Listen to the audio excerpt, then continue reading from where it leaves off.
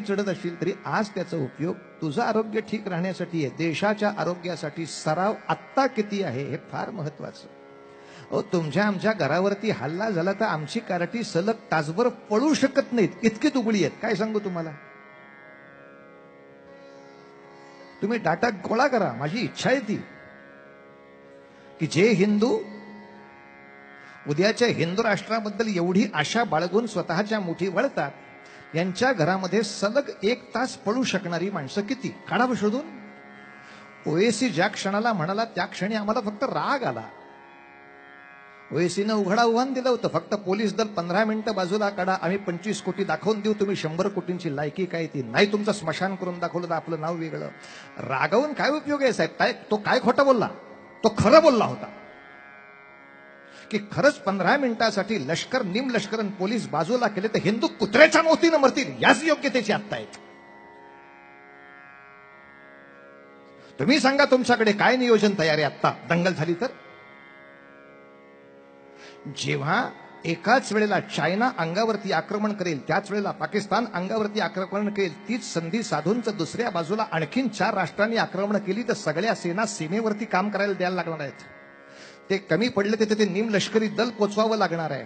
पोलिसांवरची जबाबदारी इतकी प्रचंड मोठी वाढणार आहे. आज किती महाविद्यालय इन्शुरन्स देऊ शकतात की या पोलिसांना या आतंकवाद्यांशी लढण्यासाठी मी 5,000 विद्यार्थी पुरवीन म्हणून. शाळेमधल्या पेटीला कार्ट्याला उन्हामध्ये उभा केलं तर त्याला चक्कर येते म्हणून आईबाप लिहून पाठवतात आणि कार्टे एसी मध्ये जाऊन बसतं. दुसऱ्याच्या वक्तव्यावर रागावून काय उपयोग आहे. आज हिंदू व्यतिरिक्त प्रत्येकाकडे या हिंदुस्थानचा कब्जा कसा घ्यायचा त्याचं अप्रतिम नियोजन आहे. आणि दुर्दैवाने हिंदुत्वाच्या बहुतांशी लोकांकडे फक्त वक्तृत्व आहे, नियोजन नाही. आणि युद्ध बडबडण्याने विजयी होत नाहीत. निश्चित प्लॅन पाहिजे. उद्या रामनगरवर हल्ला झाला, रेडी प्लॅन पाहिजे तुमच्या डोक्यातला. तर रामनगर मधली ही शाळा या रस्त्याला अडवेल, ही शाळा या रस्त्याला अडवेल, ही शाळा या रस्त्याला अडवेल, या महाविद्यालयाचे विद्यार्थी या सोसायटी पाशी असतील, या महाविद्यालयाचे. कधी यायचं तुझ्या श्राद्धाला, चल घरी. आणि योजना किती आवश्यक आहे तेवढं सांगतो, पटकन पुढे जातो.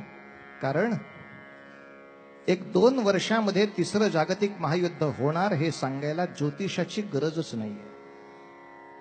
एकाच वेळेला फ्रान्स पासून सगळ्या भागात चाललेले जगातले जे हल्ले बघता, आता या हल्ल्यांना जेरीस येऊन एकदा काय तो कायमचा सोक्षमोक्ष लावावा म्हणून इकडची 50 राष्ट्र तिकडची 90 राष्ट्र उठून एकमेकांशी टक्कर देणार हे 100% आहे. या 2 प्रचंड मोठ्या शक्तींच्या टकरीत आपलं अस्तित्व कसं शिल्लक ठेवायचं हा खूप मोठा प्रश्न आहे. आणि ज्यांना आपलं अस्तित्व ठेवण्याची विद्या नाही त्यांचं अस्तित्व नष्टच होतं हा इतिहास आहे. आपले धर्मग्रंथ किती चांगले आहेत आणि आपलं जपजाप्य किती चांगलं आहे याचा त्या युद्धाशी तसाही फारसा काही संबंध नसतो. जेव्हा अफजल खानाच्या सैन्याबरोबर तुम्हाला तोंड देता येत नाही तेव्हा तुळजापुरासारख्या अत्यंत जागृत देवस्थानात राहून सुद्धा पुजारी कापलेच जातात. तेव्हा उगाच कुठल्या तरी सद्गुरूंचं पाणी शिंपडलं गेलं आणि कुठल्या तरी सद्गुरूंचे फोटो माझ्या घरात असले म्हणजे मी वाचीन हा मूर्खपणा कोणाही हिंदूंनी करू नये. युद्धामध्ये तीच माणसं जिंकू शकतात जी युद्धाला सहन करू शकतात, जी युद्धाला पेलू शकतात.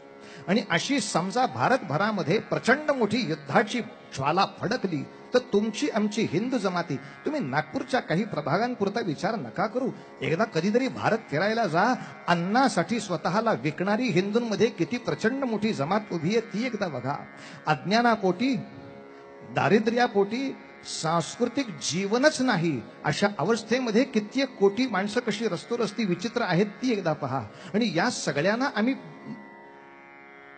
भरीस धरतोय की हे सगळे युद्धाला उभे राहणार आहेत. कुठल्या भ्रमातात.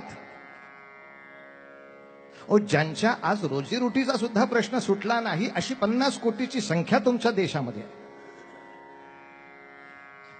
त्याला जी रोजीरोटी मिळेल तिकडे तो जाणार आहे.